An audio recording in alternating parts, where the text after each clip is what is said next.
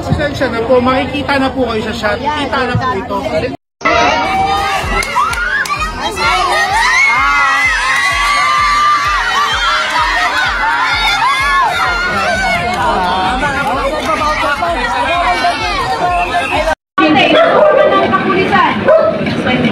Hindi mo matatago kung sino ka. Ready, roll! Roll camera! Roll in 5, 5, 4, 3, 2. Action! Action!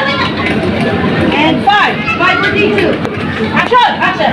Hindi mo matatago kung sino ka. Baka ko rin ka. Ikupa ka lang ng kapulisan. Kaya late na siya. Isip niya, late na siya.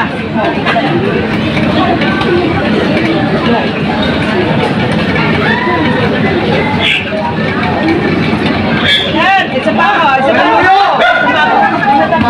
Isa pa. Walang tao dito. Ano ka ba? Tumingin ka nga sa dinadaanan mo. Ikaw ang hindi tumitingin sa dinadaanan. Ikaw pa ulit. Magtatalaga kami ng bagong opisyal. Top of the class ng Inlea Academy, Police Lieutenant Hector Victorino.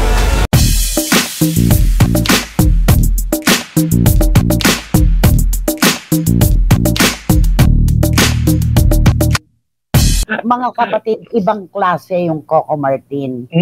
Hindi lang po mga senior stars ang kanyang tinutulungan. Kahit sinong artista kapag nabalitaan niya na nangangailangan ng trabaho, aba, agad-agad, andyan ang kanyang dalawang kamay para magbigay ng oportunidad. Isipin mo si Aljur Abrenica, nabalitaan niya, walang trabaho. Ayun, nasa FCJ's Batang Quiapo na ngayon.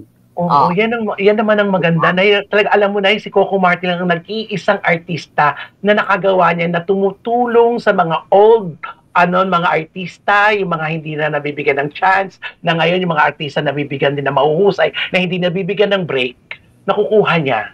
Ang galing. Ito anak, alam mo anak, namanan niya ito at ang talaga namang sinasaluduhan niya sa magiging matulungin ay ang namayapang hari ng aksyon, Fernando Poe Jr.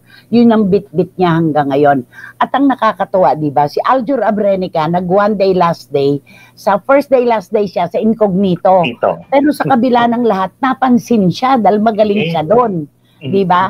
Kaya eto, 4 na ang anak ni Aljur, 2 kay Kylie Padilla, 2 kay AJ, dalawa kay AJ Raval, kaya kailangan niya talaga ng trabaho. At itong Coco Martin talaga, itinatayo sa pedestal ng showbiz talaga sa pagiging mapuso, matulungin, mapagkawang gawa. Grabe, bibihira ang artistang tulad ni Coco Martin.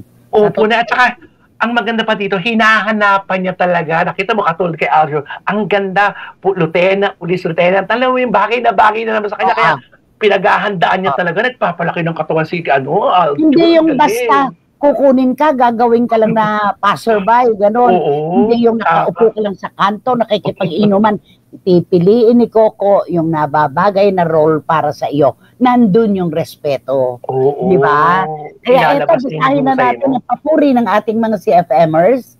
Si Coco Martin, sabi ni Juris Dr. Channel, kilala na sa pagiging matulungin. Kaya hindi na rin nakagugulat na bigyan niya si Aljur ng pagkakataon na makasama at mapanood din natin sa prime time. Direk Coco, palambing naman. Beke naman. Bida dishwashing liquid. Bigay ko na lang ang address ko kay nanay. Umihingi si Juris Dr. Channel naglalambing ng Bida dishwashing liquid. Ibibigay niya kay Mama Luisa. Siyempre, di ba? Nakakatuwa ito Alam mo, itong si Juris ibang klase rin, di ba? Sabi naman ni Dan Clavesillas, napakabuti po talaga ng puso ni Coco. Ala FPJ po siya talaga. Mabuti po nabigyan ng chance muli umarte si Aljur. Lalo na po na pamilyadong tao na siya. Good luck, Aljur. Tama ka dyan, Dan Clavesillas. At sabi ni Tita Julie Paras, isa sa mga hinahangaan ko, si Pasig City Mayor Vico Soto. Ay, mamaya pa to, Tita Julie. Ito pala yung isa mo. Maaga kasi sila nagpapadala ngayon eh. Ang galing, napakagaling Ayan, naman. oo. Masaya ako at nabigyan ng trabaho si Aljur Abrenica ni Direk Coco. Gusto ko si Aljur, mabait at marespeto siya lalo sa mga elders. Nagmamano at hindi nawawala ang po at opo sa tuwing nakausap siya. Sana lang sa mga bashers, tigilan na siya. May kani-kanyang buhay na sila ni Kylie Padilla at hindi naman siya naging pabayang ama sa mga anak nila. Alam mo, Tita Julie, sususugang ko to. Totoo yan, yung sinabi niya na napaka-marespeto ni Aljur Abrenica. Yun pong hindi niya pagsasalita at pagde-deny tungkol sa anak nila ni AJ Raval, yun po ay may kakambal ng respeto yon. Di ba? Bakit nga naman siya magsasalita ng ganon kung babawiin din naman niya isang araw? At kilala ko siya, si Daddy Jojo at saka si Mami Amor, close kami. Oh, yeah. Kaya alam ko kung gaano kabait itong magkakapatid na ito. Kahit si Vin, mabuti ang puso nila, marespeto sila. Kaya naman, sana nga sa mga bashers, kilalanin po muna nating mabuti ang puso ni Aljur Abrenica. Yun lang naman yun. Diba? Tama si Tita Julie Paras dyan. Marespeto talaga. Ilang concerts na nila ang pinroduce namin, di ba? Yes. No, sa circo. Sa circo. At repeat pa yan, di ba? May mga repeat pa yan. Maano po talaga, magaling ng aktor, magaling pang singer, mabuti ang puso. Yan si Aljur Abrenica. Namana po siya kay FPJ Nay at syempre with the guidance ng namayapang Miss Susan Roses. Tama. Oo, Marichu Formation Espiritu, thank you. Si Lola Flora, naalala ko na naman. Si Lola Flora ng Ang Probinsyano. Eto, sabi ni Toby Murabe, iba po talagang makisama si Direk Coco Martin. Hindi lang niya iniisip ang sarili niya, kundi ang kapwa niya sa industriya. More projects to come pa, Direk. Tama, Toby. Yes.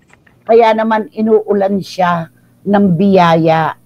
Di ba? Grabe. Commercial, pelikula, serye na pagkataas-taas. Nako, eto na. May tatapat na naman daw kay Coco Martin sa FPJ's Batang Quiapo. Di ba lahat ng tumapat? Sabi nila, suicide. Oo. Hindi kaya. Hindi kaya. Di ba pinahanganak, di ba? Maaaring paminsan-minsan malampasan sa rating. Pero sa puso ng mga babalik at babalik pa rin sa kanila. Oo, Coco Martin pa rin. Grabe, grabe talaga.